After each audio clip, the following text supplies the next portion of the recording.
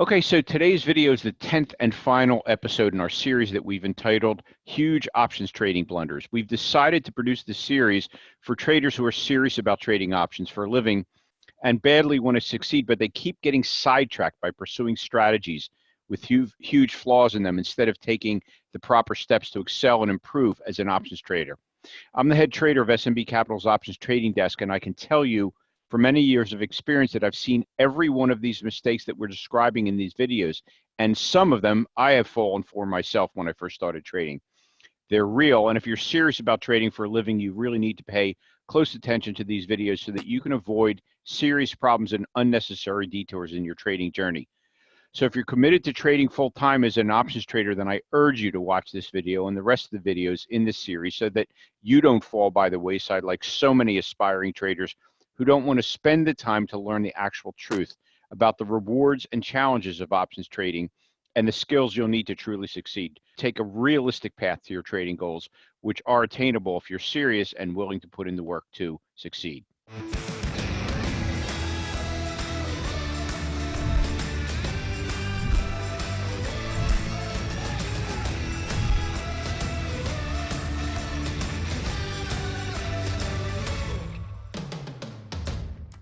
Hi, I'm Seth Freuberg, and I'm the head trader of SMB Capital's options trading desk.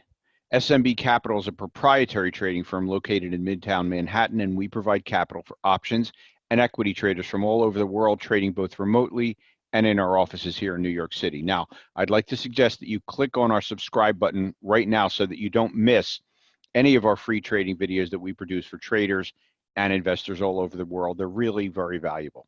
Okay, so today we're going to be looking at options trading blunder number 10, the final segment in our series on options misconceptions and huge mistakes that you can make in your journey towards becoming a full-time options trader. Now, and like all of the other blunders that we've pointed out in this series, it's based on human nature. When you first start trading options, most of you find that there are a few strategies that appeal to you because perhaps there's something about the strategy that appeals to you personally. For example, some strategies have extremely high probabilities of profit statistically. I mean, you could set up an options trade very easily that has a 95% chance of making money. That's very attractive to some people, but what they may not realize is that there is a flip side to that strategy. In other words, if you win 95% of the time, then naturally it follows that you're going to lose 5% of the time. And depending upon the strategy and how it's designed, you can end up giving back a decent percentage of the profits that you've made the other 95% of the time, all in one fell swoop. And when that happens, which is inevitable, some people who were bragging about how many times in a row they made money on this 95% probability strategy, they brag until they have that loss, which takes a chunk of their profits. And some inexperienced traders get upset and disillusioned by that strategy. And the irony is that in many cases, they had carefully backtested the strategy and they knew from that process that the strategy would have a loss now and then of the magnitude that they experienced. They knew that, yet when the loss actually took place with real capital in the real world, they had trouble accepting that emotionally. So based on that one completely predictable loss on a strategy that otherwise proved historically to be profitable, the trader decides to move on and explore another options trading strategy that would not have lost in that same time period where he experienced a loss on his original strategy. But then, of course, inevitably, there's a condition where the new strategy has a loss. And if he would bother to look back, in many cases, the month where the new strategy experienced the loss is one of the months where his original strategy would have been profitable. So at this point, he again gets frustrated and abandons his second strategy, even though in many cases, he'll be up money on that strategy from the beginning and simply experienced a completely predictable and acceptable loss for the new strategy. But again, because real money and real capital were involved, he found that he couldn't handle that the loss had actually happened. Despondent about the one loss, he then falls into thinking along the lines of options trading blunder number 10. All I need to do is find the holy grail option strategy and then just trade that one all the time. So that's what's missing. There is a strategy that works in every market. I just haven't found it yet, but I'll keep looking. And so he finds another strategy. And of course, the same thing happens. He experiences a completely predictable loss on an otherwise completely valid strategy and bails out yet again on that one after a single loss or maybe a couple losses in a row. And he's always going to be in that position searching for yet the next holy grail strategy. Now, I want to show you something, and this comes from a real world example of two of the strategies that our desk traders trade all the time, and I want to walk you through how this actually would have come out. Both of these strategies are terrific strategies, incidentally, but I want you to look at what happens when you are chasing the holy grail. I wanted to let you know that there really are sound, viable, long-term techniques for trading options for income. And in fact, we're currently running a 2-hour free intensive workshop at the moment where we'll be teaching you 3 of those strategies that real professional options traders use, including a really simple but incredibly effective technique that some of the greatest investors in the world like Warren Buffett use all the time, plus an options trading strategy that has a statistical 80% probability of profit month in and month out, plus an option strategy that you can employ with a stock that you like where you'll make your target profit whether the stock goes up, goes nowhere, or even goes down a small percentage. So if those strategies would be of interest to you, then you should check out the free options class that we're currently running. Just go ahead and click the link that should be appearing now at the top right corner of your screen. That will open the free registration page in a new window, so don't worry, you won't lose this video. Or you can just head on over to optionsclass.com to register for this free intensive workshop. It's a rare opportunity for retail traders and investors to learn directly from Wall Street traders, but that's exactly what you'll be getting through this free online workshop. So click the link to sign up now and don't miss it. Back to our example of chasing the holy grail. Let's say that in 2013, you decided to trade strategy A, while the trader sitting next to you decided to trade strategy B. Well, obviously, the guy next to you did a hell of a lot better with you because you barely broke even in 2013, while the guy next to you had a spectacular return of 178%.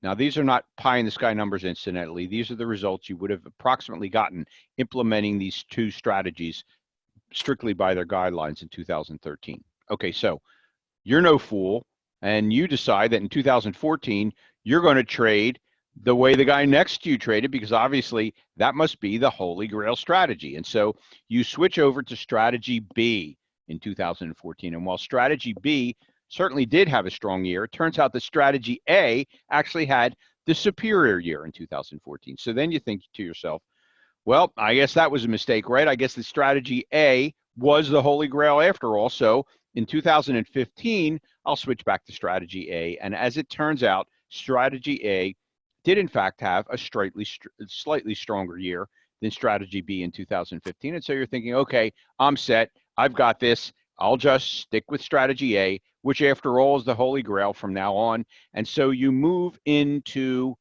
2016, and lo and behold, look what happened in 2016.